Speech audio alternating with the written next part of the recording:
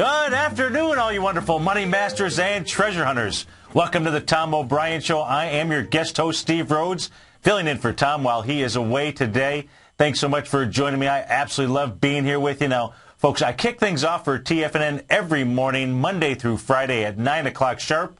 If you haven't had a chance to tune into that show, check it out. You can always catch the archives of that show on Channel 9.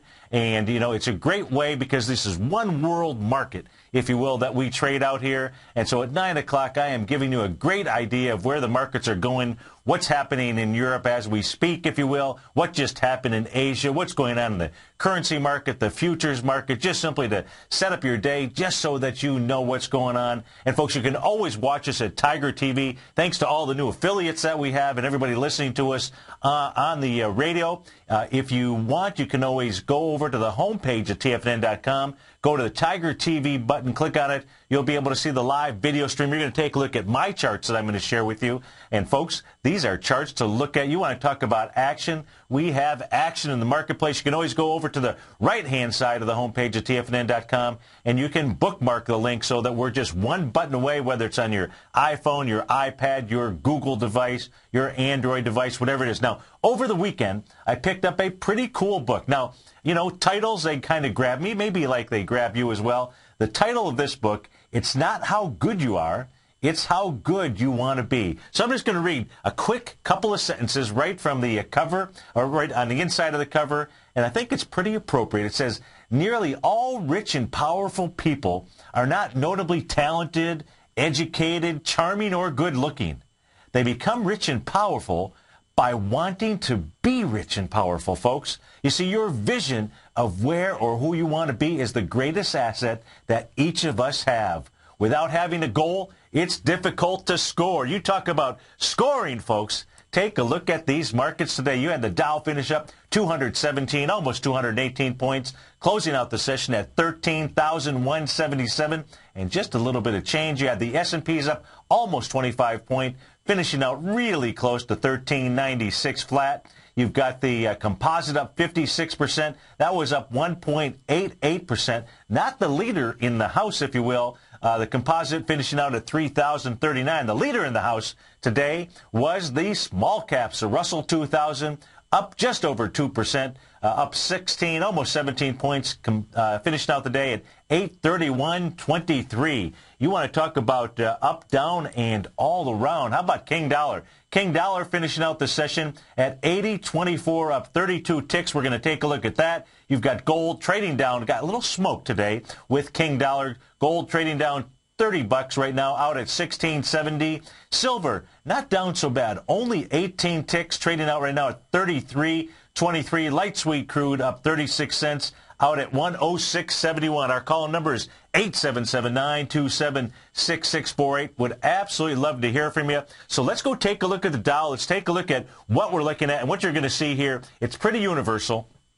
Most of these markets finished at their highs on the trading sessions with some fairly wide-ranging bars and getting over some critical folks, critical resistance areas. If you take a look at the Dow, the two resistance areas where the Dow was really, let's just say, it was showing no strength, if you will, was February 24th and 25th, or 27th, I should say. So it was on a Friday and a Monday. You had double doji candles out there. When you see those at a top, it says it's tired, and surely the market went sideways for a bit, then moved down real strong last Tuesday. What does it do exactly a week ago?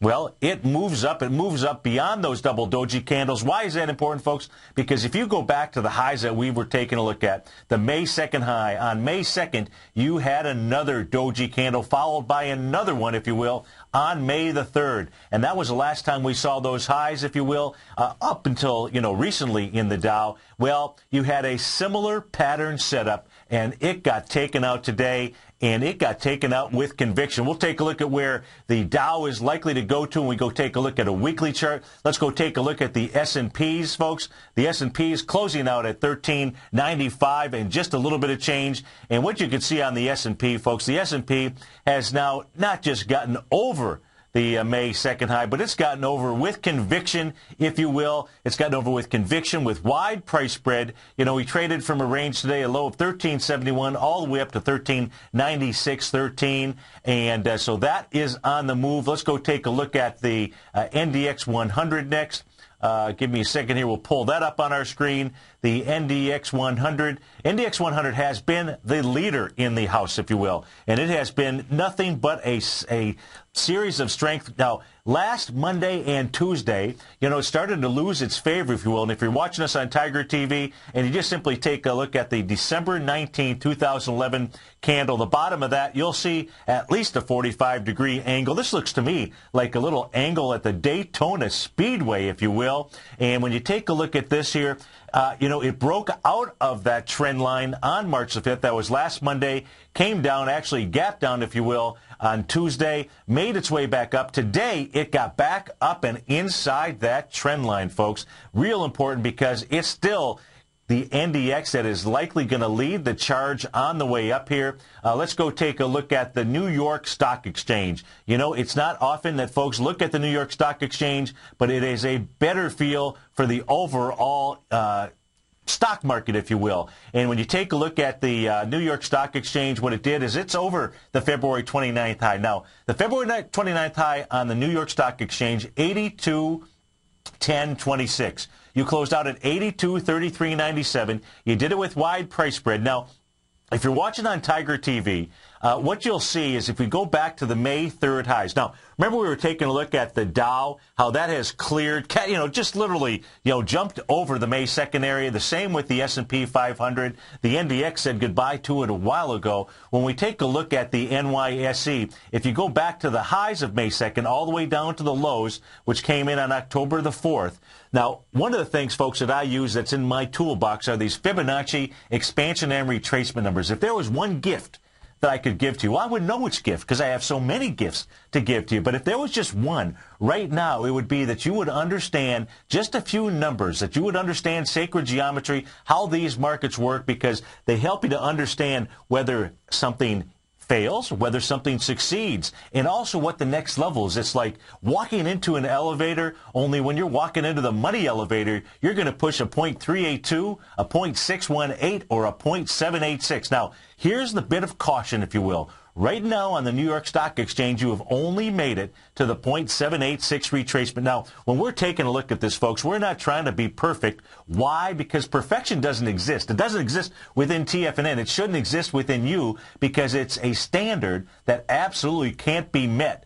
All we're looking for is to be right around there. What you want to see over the course of the next several days is to take out this 0.786 area because this is the breadth of the market, the New York Stock Exchange. You want to be able to see this move that we had today continue. Now, when I say continue, let's just simply slide over to the ETFs. Now, if you're watching this on Tiger TV, you'll see my screen is broken down into 4 quadrants. Then we'll go ahead and blow it up. We'll take a look at the diamonds on the upper left-hand side, the Qs on the upper right-hand side, the small caps on the lower left, and the SPYs on the upper right. If you take a look at the diamonds here, the volume did in the diamonds today, 8.6 million. We'll round it up to 8.7, and it cleared the last swing point that was out there, February 29th. It had 7.7 million. So you cleared it with wide price spread, a gap, if you will, and it's our second gap. So we're going to, we'll talk about the gaps that are out there. And if you've missed this train, maybe what it is that you should be looking for, because what we've got so far is 2 gaps in the diamonds. We've got 2 gaps, I believe, in the SPYs as well. In fact, talking about the SPYs, let's go take a look at that chart here. And the SPYs you got over the February 29th area, that had 185 million shares. Now today, you only did 170 million shares. But consider what we did yesterday, 103. So you've got volume picking up on the SPYs. Clearly it did on the diamonds. When we take a look at the small caps, because I did say they were the leader in the clubhouse percentage-wise on the way up today. The small caps today into their swing point. Today they did 57 million shares, going into 33 million from February 17th. 877-927-6648. Would love to hear from you folks.